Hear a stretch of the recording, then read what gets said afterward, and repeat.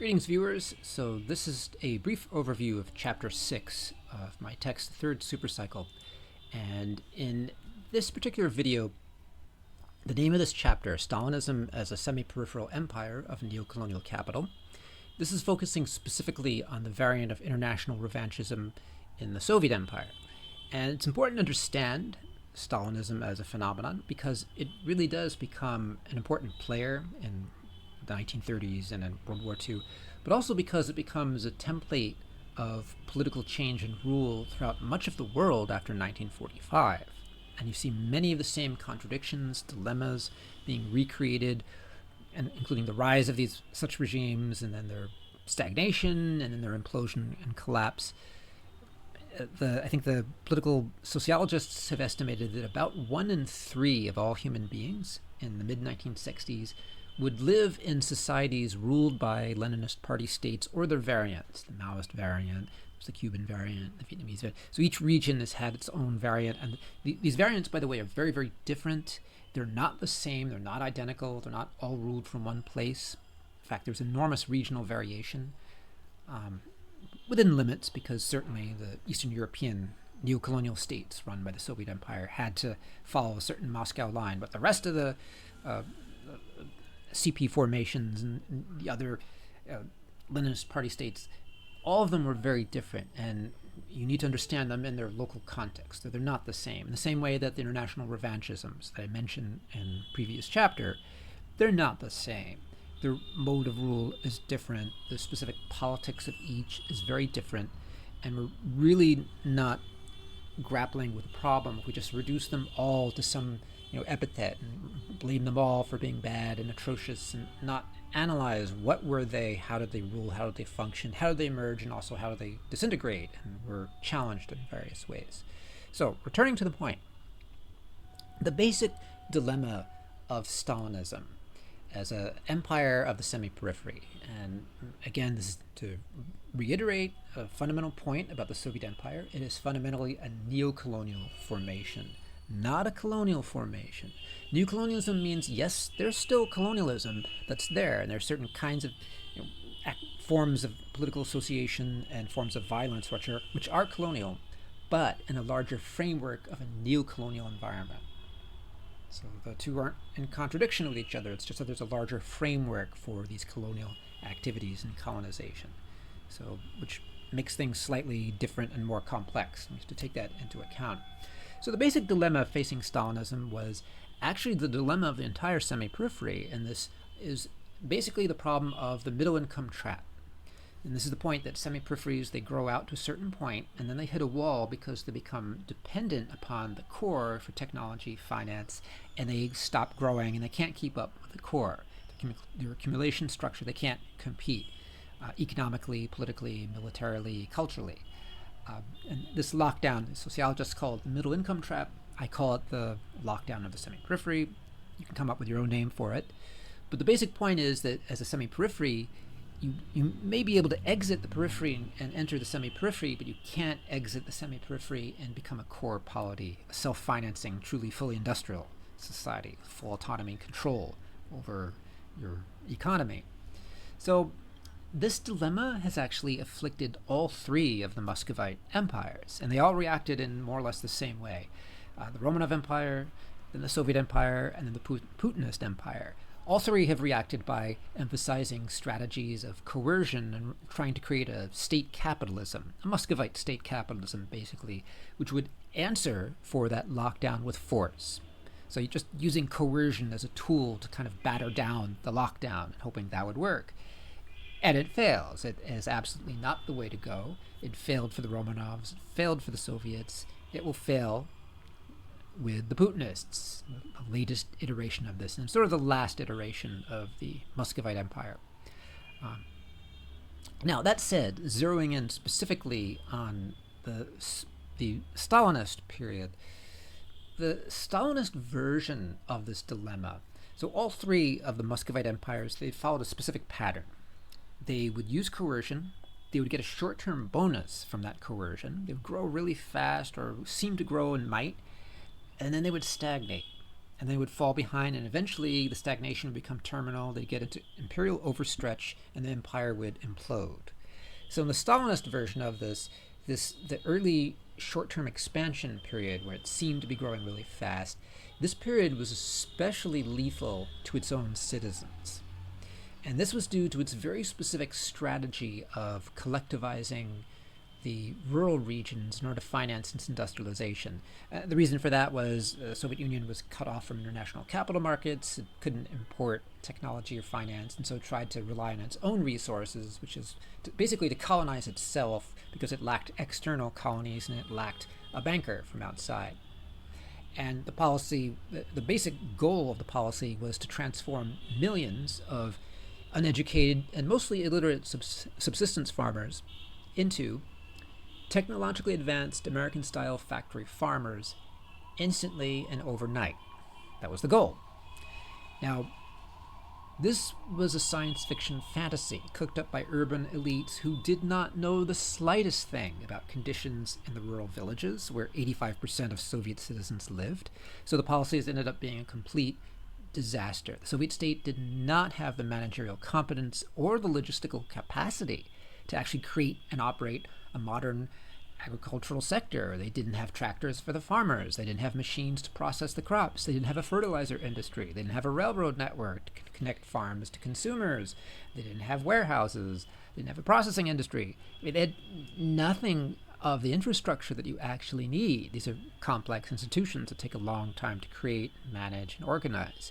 So instead, collectivization was just this wrecking ball, and it just destroyed the old system and it just created this mess. And the result was one of the worst famines in modern history. Demographers have looked at the evidence, and the consensus is in these famines, 1.25 million Kazakhs perished and 3 to 5 million Ukrainians perished of hunger. Now, these famines were not a lack of crops. The crops were grown. The problem is that the state was taking these crops and then using that to feed other people or selling it for hard currency or whatnot. They were not allowing the people who created those crops to have access to that food. And they actually sent, at the height of the famine, the party state was actually sending commissions of people into the countryside to seize grain, claiming that, the peasants are wreckers and they're doing all these bad things, so we'll have to take the grain from them by force. And this just accelerated the catastrophe and caused the famine to get a lot worse. So just absolute catastrophe, misery. The other thing that these famines did was, in addition to killing between 4 to 5 million people, they also caused a massive exodus of people from the rural regions to the cities. So anyone with any sense tried to leave. They tried to go to the cities, get a pass to go somewhere else. Stalinism as a system responded to these famines and to the rural exodus by transforming Soviet society into basically the world's biggest jail cell. It's this massive expansion of the prison industrial complex. Laws were passed criminalizing people and not allowing them to leave the land. A ton of laws about this. You could be arrested and sent to the Gulag. The ranks of the secret police expanded from about 100,000 in 1934 to 400,000 in 1940, and it would eventually reach 1 million by 1953. Historians have looked through the archives and concluded that something like, in any given year, around 8 million people, 5% of the entire Soviet population, were either prisoners or wardens in Stalinism's jails. Just this immense waste of human resources. And of course, these jails didn't produce anything of value. Of course, they were the Gulag, they were labor camps, so you went and you chopped wood or did stuff or worked on a railroad. But the work effort was very limited. Productivity was incredibly low. The mortality rate was incredibly high because the conditions and food were terrible. This simply wasted lives. I mean, just the sheer number of people that died for useless projects, just unbelievable. And for the most part, the Gulag industrial complex didn't pay for itself. In fact, it had to be subsidized by the productive part of society that was still, less unfree than the Gulag. So how could such a society exist? These are massive contradictions. How could this regime possibly endure? And the short answer is the regime had an incredibly successful ideological pitch. And the pitch was, for all these short-term problems, the future is gloriously bright because we're a socialist society and we're heading towards socialism under the leadership of the wise leader. So it was a very dynastic pitch. So it was kind of like the Tsar knows about your pain and the Tsar is wise, but the ministers are doing bad things and we'll kill some of the ministers. A lot of them were shot, of course.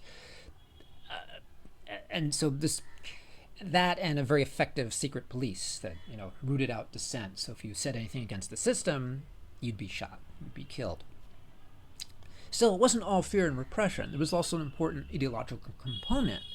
In addition to all these terrible things happening to the society, the Soviet regime did invest significant resources into healthcare, into education, into infrastructure, into factories. They gave certain basic rights to women. They gave certain basic rights to ethnic groups, including the right to learn your own language. So there were some reforms that came with this package of repression, which the Romanov Empire had not granted. So there was a mix of progressive and regressive, though certainly more regressive than progressive features, but there were some progressive features. Most of all, the regime was very, very good at creating the appearance of political stability and solidarity and consensus. I'll recite one of the paragraphs. This is a quote from myself. This is a section that I wrote kind of explaining why Stalinism as an ideology was very, very powerful and very influential amongst the population of the time. It wasn't just repression, it wasn't just the fact that the press was rigorously censored and you had no contact with the outside world and no one was allowed to know anything about any other society.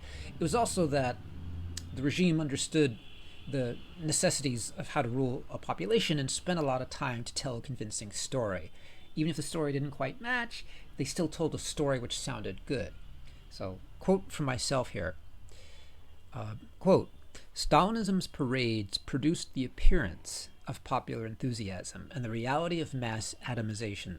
Its agricultural policies produced the appearance of factory farms and the reality of famine genocides. Its show trials produced the appearance of justice and the reality of witch hunts.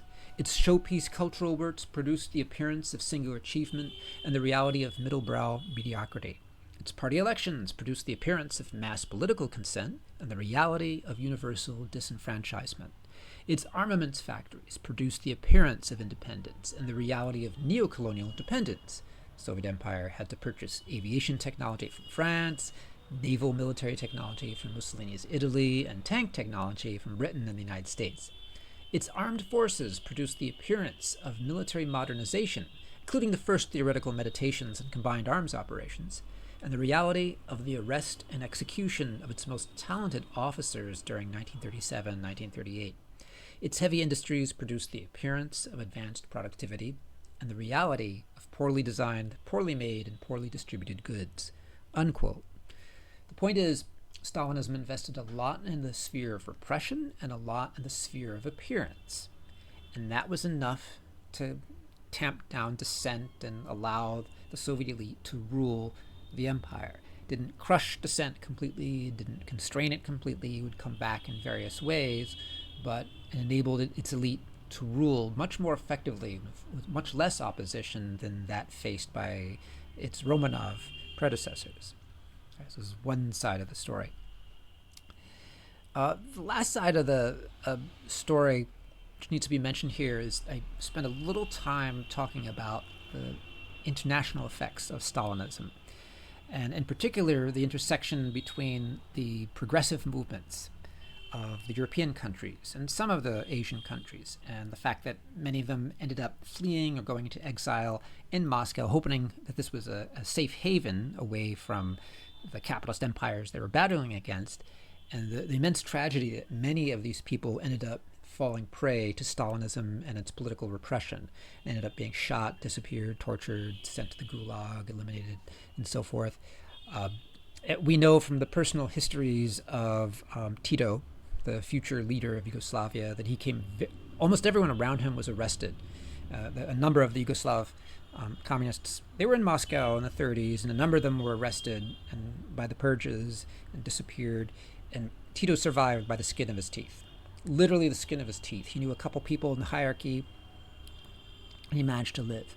Ho Chi Minh, many of the people around him disappeared. He somehow survived, either through luck, skill, we don't know. Many of these archives have not been fully opened, and since the arrival of Putin in 1998, all the archives have been shut down. So all we have is this window from 1991 to 1998, where a lot of the secret police archives have been opened up, and we have some evidence of the kill lists and the sheer numbers and the sheer violence the Soviet state inflicted, that Stalinism inflicted on the Soviet people. We have some concrete data for that. So we're in a better position to understand its consequences than in the past. But many of these stories will require the end of Muscovy to happen and open access to those archives in St. Petersburg and Moscow and other parts of the Putinist empire. They're under lock and key. Who knows if they're still around or they've been destroyed or if some have survived. We don't know. But there's an archive issue here, which is part of this living history of empire, which future historians will have to deal with. So I'll stop here, and I'll just, as a brief notation, the next video will cover, it will be a summing up of the first part of the book, basically the first half of the book. And it's going to look at all these individual movements that I've described, from the World War to the uprisings to the revanchisms to the Stalinist version of this international revanchism, and it's going to start to come up with some overall concepts, some overall frameworks which are useful. And this is the beginning of an analysis of what actual changes happened during the third supercycle between 1914 and 1945. And this is a particularly important question to ask today because we're in a very important period of world history in the 2020s, and that is the model of politics, economics, and culture that was forged during the early 20th century. That's actually coming to an end right now. It's been about a century since then, and now the pattern is being reset. A new set of patterns is emerging. So we're finally in a position where we can actually look back at sort of the beginnings of the world that's fading away and understand why it emerged, what kind of lifespan it had, what kind of trajectory, and then we'll be in a better position to understand where we go from here into some kind of transnational future. So I will stop here.